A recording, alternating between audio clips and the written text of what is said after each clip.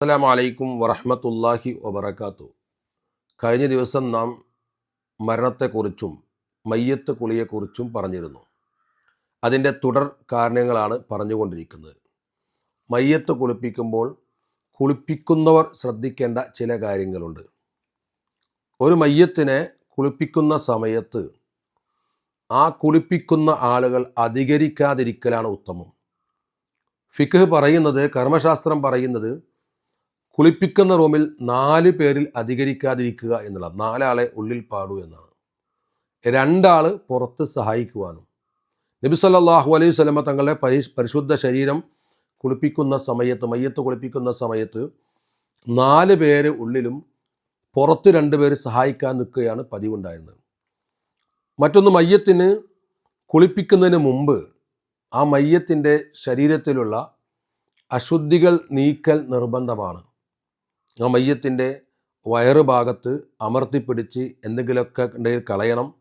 മൂക്കിലും മറ്റു ഭാഗങ്ങളിലൊക്കെ കളയണം. അതിനുശേഷം മയ്യത്തിന് ഒളുടുപ്പിച്ച് കൊടുക്കണം.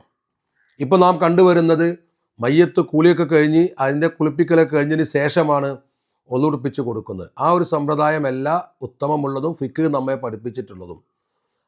മയ്യത്തിൻ്റെ അശുദ്ധികളൊക്കെ നീക്കിയതിന് ശേഷം മയ്യത്തിനിക്ക് ഒരാൾ ഒളുടുപ്പിച്ച് കൊടുക്കുക.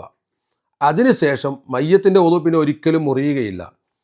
ആ ഒളുടുപ്പിച്ച് കൊടുത്തതിന് ശേഷം മയ്യത്തിനെ നിയ്യത്ത് ചെയ്തുകൊണ്ട്, നിയ്യത്ത് സുന്നത്താണ്, ഒളുടുപ്പിക്കുമ്പോൾ നിയ്യത്ത് ചെയ്യൽ നിർബന്ധമാണ്. എന്നാൽ മയ്യത്ത് കുളിപ്പിക്കുമ്പോൾ ആ മയ്യത്ത് കുളിപ്പിക്കുന്നവൻ നിയ്യത്ത് ചെയ്യൽ സുന്നത്തുമാണ്. അങ്ങനെ മയ്യത്ത് കുളിപ്പിക്കുന്ന സമയത്ത് ആദ്യം തലയിലും പിന്നെ വലതു ഭാഗത്തും പിന്നെ ഇടതു ഭാഗത്തുമായി എല്ലാ ഭാഗത്തേക്കും വെള്ളം എത്തുന്ന അല്ലെങ്കിൽ വെള്ളം ഒഴിക്കുക. ശേഷം സോപ്പൊക്കെ ഇട്ട് അല്ലെങ്കിൽ മറ്റെന്തെങ്കിലും വസ്തുക്കൾ ഉപയോഗിച്ച് മയ്യത്ത് കുളിപ്പിച്ച് വൃത്തിയാക്കുക.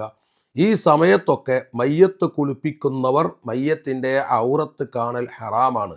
കറാത്ത് പോലുമല്ല, ഹറാമാണ്. അത് കുളിപ്പിക്കുന്നവർ പല പ്രാവശ്യം ശ്രദ്ധിക്കാത്ത ഒന്നാണ്.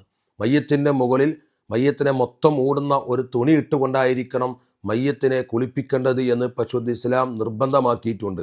ഒരിക്കലും കുളിപ്പിക്കുന്ന ആളുകൾ മയ്യത്തിൻ്റെ ഔറത്ത് കാണുക എന്നുള്ളത് ഹറാമും അത് വലിയ കുറ്റവുമാണ്.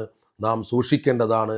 മയ്യത്ത് കുളിപ്പിക്കുന്ന ആളുകൾ സൂക്ഷ്മത പുലർത്തിയിട്ടില്ലെങ്കിൽ അവർക്ക് ഉണ്ടാകുന്ന അദാബിനെ കുറിച്ച് കിതാബുകളിലൊക്കെ രേഖപ്പെടുത്തിയിട്ടുണ്ട്. അള്ളാഹു അറിവ് കരസ്ഥമാക്കാൻ നമുക്കൊക്കെ അള്ളാഹു തൗഫീക്ക് നൽകി അനുഗ്രഹിക്കുമാറാവട്ടെ. അസ്സലാമു അലൈക്കും വറഹ്മത്തുള്ളാഹി.